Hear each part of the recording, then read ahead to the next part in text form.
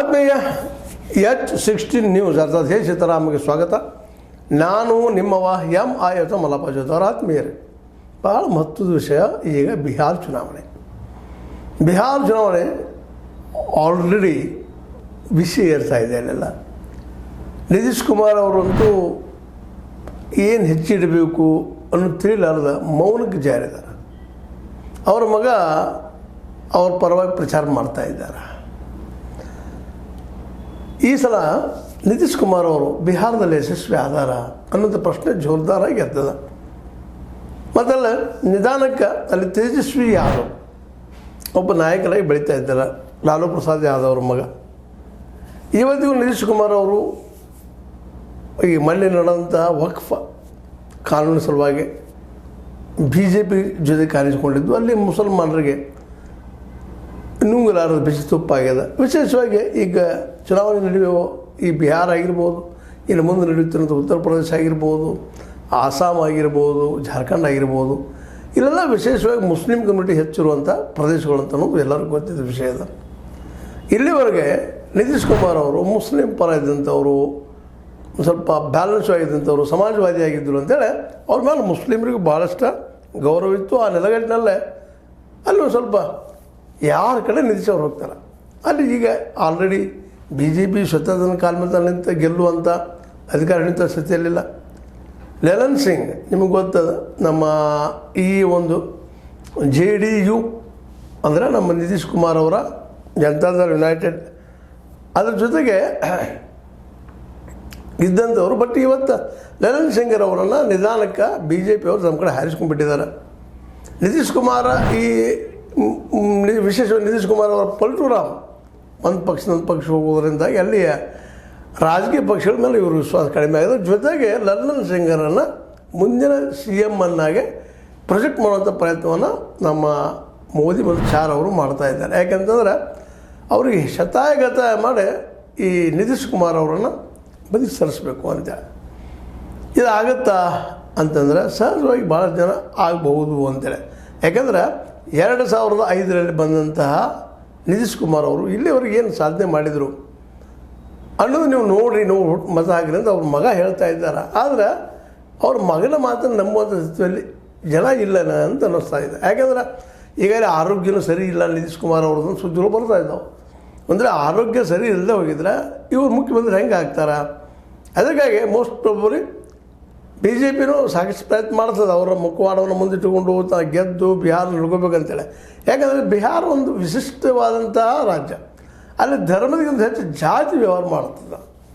ಯಾದವ್ ಮತ್ತು ಮುಸ್ಲಿಮ್ರು ಯಾವ ಕಡೆ ಆಗ್ತಾರೆ ಮತ್ತು ಹಿಂದುಳಿದ ವರ್ಗಗಳು ಯಾವ ಕಡೆ ಆಗ್ತಾರೆ ಅವ್ರು ಗೆಲ್ಲುವ ಸಾಧ್ಯತೆಗಳಿದ್ದಾವೆ. ಅಂದರೆ ಜಾತಿ ಮೇಲೆ ಅಲ್ಲಿ ವ್ಯವಹಾರ ನಡೀತದೆ ಬಿಹಾರದಲ್ಲ. ಇಲ್ಲಿವರೆಗೆ ಏನೋ ನಮ್ಮ ನಿತೀಶ್ ಕುಮಾರ್ ಅವರು ಅದನ್ನು ಬ್ಯಾಲೆನ್ಸ್ ಮಾಡ್ಕೊಂಡು ಬಂದಿದ್ದರು. ಮತ್ತು ಜೊತೆಗೆ ನಿತೀಶ್ ಕುಮಾರ್ ಅವ್ರಿಗೆ ಅವ್ರ ಮೇಲೆ ಭಾಳಷ್ಟು ವಿಶ್ವಾಸ ಅಲ್ಲಿ ಬಿಹಾರಿಗಳಿಗೆ. ಈಗ ಅದು ಕಡಿಮೆ ಆಗ್ತಾಯಿದೆ. ಯಾಕಂದರೆ ಏನು ಬಡತನ ಹೋಗಲಿಲ್ಲ, ಸಾರಾಯಿ ನಿಷೇಧ ಮಾಡಿದ್ರು, ಸಾರಾಯಿ ನಿಲ್ಲಿಲ್ಲ. ಮತ್ತು 2015 ಅಧಿಕಾರಕ್ಕೆ ಬಂದಾಗ, 2014 ಅಧಿಕಾರಕ್ಕೆ ಬಂದಾಗ 1.25 ಲ್ಯಾಕ್ ಅಂದ್ರೆ 1.25 ಲಕ್ಷ ಕೋಟಿ ರೂಪಾಯಿ ನಿಮಗೆ ಪ್ಯಾಕೇಜ್ ಕೊಡ್ತಾರೆ ಅಂತ ಹೇಳಿದಂಥ ಮೋದಿಯವರು ಇವತ್ತಿಗೂ ಅದು ಕೊಟ್ಟಿಲ್ಲ ಅನ್ನೋದು ಗಮನಾರ್ಹದ. ಮೊನ್ನೆ ಮತ್ತೆ ಘೋಷಣೆ ಮಾಡಿದ್ರು, ಅದು ಹೋಗಿ ಮುಟ್ಟಬೇಕಲ್ಲ ದುಡ್ಡು. ಇವತ್ತು ಅದು ಸಹಿತ ಎಷ್ಟು ಮಟ್ಟಿಗೆ ಇಫೆಕ್ಟ್ ಆಗ್ತದೆ ಅನ್ನೋ ಚಿಂತನೆ ಒಳಗಿದ್ದಂಥದ್ದು. ಬಿಹಾರ ಭಾಳ ಹಿಂದುಳಿದ ರಾಜ್ಯ, ಬಡ ರಾಜ್ಯ. ಈಗಾಗಲೇ ಇದನ್ನು ಹಲವು ಸಲ ನಾವು ಚರ್ಚೆನೂ ಮಾಡಿದ್ದೇವೆ. ಆದರೆ ದೇಶದ ದಿಕ್ಕನ್ನು ಬದಲಿಸುವಲ್ಲೇ ಭಾಳ ಪ್ರಮುಖವಾದ ಪಾತ್ರ ವಹಿಸಿದ್ದು. ಇನ್ನು ನಿಮಗೆ JP ಅವರ ಹೆಸರು ಕೇಳಿದ್ದೀರಿ ನೀವು. ಜಯಪ್ರಕಾಶ್ ನಾರಾಯಣ ಅಲ್ಲಿಂದ ಶುರು ಮಾಡಿದ್ದು. ಅಲ್ಲಿ ಗಾಂಧಿ ಮೈದಾನದಿಂದ, ಬಿಹಾರದ ಗಾಂಧಿ ಮೈದಾನದಿಂದ ಇಂದಿರಾ ಗಾಂಧಿ ಅವರ ವಿರೋಧ ಅಂದರೆ ಡಿಕ್ಟೇಟರ್ ವಿರೋಧ ಹೋರಾಟ ಶುರು ಮಾಡಿದರು. ಅನೇಕ ಬದಲಾವಣೆಗಳ ಕಾರಣಕರ್ತ ಅಂತ ಈ ದೇಶದ ವಿಶೇಷವಾಗಿ ಭವಿಷ್ಯದ ಸಲುವಾಗಿ ಬಿಹಾರ ಅನ್ನುವಂಥದ್ದು ಭಾಳ ಪ್ರಮುಖ ಪಾತ್ರ ವಹಿಸ್ತಾ ಇರ್ತದೆ. ಆದರೆ ಇಷ್ಟೆಲ್ಲ ಆದರೂ ಸಹಿತ ಅಲ್ಲಿ ಬಡತನ ಹೋಗಲಿಲ್ಲ, ನಿರುದ್ಯೋಗ ಹೋಗಲಿಲ್ಲ ಅನ್ನುವಂಥದ್ದು ಸಹಿತ ಅಷ್ಟು ಮುಖ್ಯದ. ಇದಕ್ಕೆ ಕಾರಣ ಏನಂದ್ರೆ ಅಲ್ಲಿ ಆಳಿದವರು ಅಂತ. ಕಾಂಗ್ರೆಸ್ನ ದುರಾಡಳಿತ ಭಾಳದಾಗ ಅದರ ಮಹತ್ವದಂತ ಇಟ್ಟುಕೊಂಡು ಆವತ್ತಿನ ನಿತೀಶ್ ಕುಮಾರ್ ಮತ್ತು ಲಾಲೂ ಪ್ರಸಾದ್ ಯಾದವ್ ಜೊತೆಗೆ ನಮ್ಮ ಜಯಪ್ರಕಾಶ್ ನಾರಾಯಣ ಹಿಡ್ಕೊಂಡು ಜನತಾದಳ ನಿರ್ಮಿಸಿ ಹೋರಾಟ ಮಾಡಿ ಅಲ್ಲಿ ಕಾಂಗ್ರೆಸ್ನ ಓಡಿಸಿದರು. ನಂತರ ಬಂದಂಥ ಅವಕಾಶವನ್ನು ನಮ್ಮ ಲಾಲೂ ಪ್ರಸಾದ್ ಯಾದವ್ ಅವರು ಸರಿಯಾಗಿ ಉಪಯೋಗ ಮಾಡಲಿಲ್ಲ ಅನ್ನೋದು ಸಹಿತ ಅಷ್ಟೇ ಅದ. ಅದರಲ್ಲೂ ಆ ಹುಲ್ಲಿನ ಗದ್ದಲ, ಈ ಎಮ್ಮೆಗಳ ಮೇವಿನ ಗದ್ದಲದಲ್ಲಿ 900 ಕೋಟಿ 1000 ಕೋಟಿ ತಿಂದರು ಅಂತ ಆರೋಪ ಆಯಿತು. ಅದರ ಸಲ ಶಿಕ್ಷೆನೂ ಆಯಿತು ಆಮದು ಬೇರೆ. ಯಾಕಂದರೆ ಅವ್ರ ಕಾಲದಲ್ಲಿ ನಡೆದಂಥ ದೊಡ್ಡ ಒಂದೇನಪ್ಪ ಅಂದ್ರೆ ಭ್ರಷ್ಟಾಚಾರದ ಘಟನೆ. ಆನಂತರ ಅವರು ನಿಧಾನಕ್ಕೆ ಹೊರಗೆ ಬಂದರು, ತಮ್ಮ ಹೆಂಡತಿನ ತೊಗೊಂಬಂದರು, ಅವರು ವಿಶ್ವಾಸ ಕಳ್ಕೊಂಡ್ರು. ಬಿಹಾರಿಗಳದೇನು ಬಡತನ ಹೋಗಲಿಲ್ಲ, ಎಲ್ಲ ಬಡತನ ಹೋಗೋಸಂತ ಬಂದಂಥ ಎಲ್ಲ ಈ ಒಂದು ನಮ್ಮ ಇವತ್ತಿನ ಆಳಸರು ಅಂದರೆ ಇದರ ಅರ್ಥ ರಾಜಕಾರಣಿಗಳು. ಇವತ್ತು ನಿತೀಶ್ ಕುಮಾರ್ ಅವರಿಂದ ಸಹಿತ ಬಡತನ ಹೋಗಲಾಡ್ಸೋಕ್ಕಾಗಿಲ್ಲ. ಇಡೀ ದೇಶದಲ್ಲಿ ಅತ್ಯಂತ ಬಡ ರಾಜ್ಯ ಯಾವುದು ಇದ್ರೆ ಅದು ಇದ್ರೆ ಅದು ಬಿಹಾರ. ಬಿಹಾರಿಗಳಂದ್ರೆ ಏನಪ್ಪ ಅಂದರೆ ಕೂಲಿಗಳು ಅಂತ ಇವತ್ತು ಇಡೀ ದೇಶ ತುಂಬ ವಾತಾವರಣ ಅದು. ಇಂಥ ಪ್ರಸಂಗದಲ್ಲಿ ಜನನೂ ಇವತ್ತು ಬದಲಾವಣೆ ಬಯಸ್ತಾ ಇದ್ದಾರೆ. ಆದರೆ ಬದಲಾವಣೆ ಅಲ್ಲಿ ಏನದಪ್ಪ ಅಂದರೆ 3-4% ಮತಗಳ ಆಧಾರದ ಮೇಲೆ ಆಗ್ತಾ ಇರ್ತದೆ. ಇವತ್ತು ಮಹಾಗಠಬಂಧನ ಆಗಿರ್ಬೋದು, NDA ಆಗಿರ್ಬೋದು, ಅಥವಾ ಇಂಡಿಯಾ ಆಗಿರ್ಬೋದು, ಮಹಾಗಠಬಂಧನ ಇಂಡಿಯಾ ಆಗಿರ್ಬೋದು. ಆದರೆ ಮಹಾಗಠಬಂಧನ ಇಟ್ಕೊಂಡಿದ್ದಾರೆ. ಇವತ್ತು ಮಹಾಗಠಬಂಧನದಲ್ಲಿ 2 ಉಳಿದಿದ್ದಾವೆ ಇವತ್ತು ಮುಖ್ಯವಾಗಿ. ಮಧ್ಯದ ಇದು ನಮ್ಮ ಏನಪ್ಪ ಅಂದ್ರೆ RJD, ನಮ್ಮ ಲಾಲು ಪ್ರಸಾದ್ ಯಾದವ್ರದ್ದು, ಇನ್ನೊಬ್ರು ಕಾಂಗ್ರೆಸ್.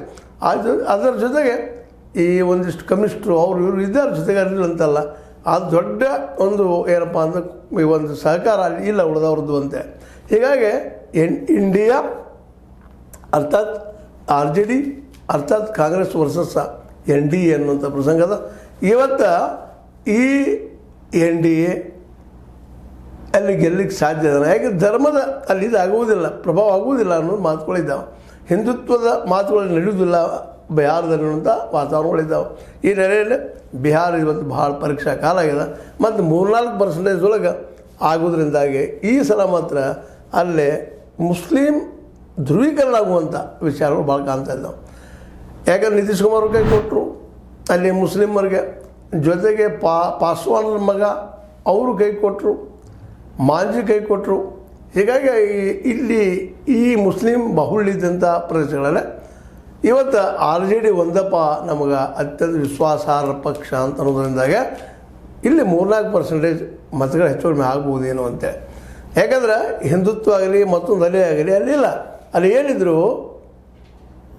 ಏನಿದ್ರು ವಿಶೇಷವಾಗಿ ಹಿಂದುತ್ವಕ್ಕಿಂತಲೂ ಜಾತಿ ನೆಲೆಗಟ್ಟಿನಲ್ಲಿ ಮತಗಳ ಒಂದು ಏನಪ್ಪ ಅಂದ್ರೆ ಒಂದು ವ್ಯವಹಾರ ಆಗ್ತದೆ ಅನ್ನುವಂಥದ್ದು. ಅದಕ್ಕಾಗಿ ಇವತ್ತು ಭಾಳಷ್ಟು ಈ BJPಗಿಂತಲೂ RJD ಮತ್ತು ಕಾಂಗ್ರೆಸ್ಸಿನ ಹೊಂದಾಣಿಕೆ ಭಾಳಷ್ಟು ಪ್ರಭಾವ ಮಾಡುವಂಥದ್ದು. ಆ ದಿಶೆಯಲ್ಲಿ ಕಾಂಗ್ರೆಸ್ ಆದ ಸಹಿತ ಜೋರ್ದಾರ್ ಅಂತ ಪ್ರಚಾರ ನಡೆಸದ.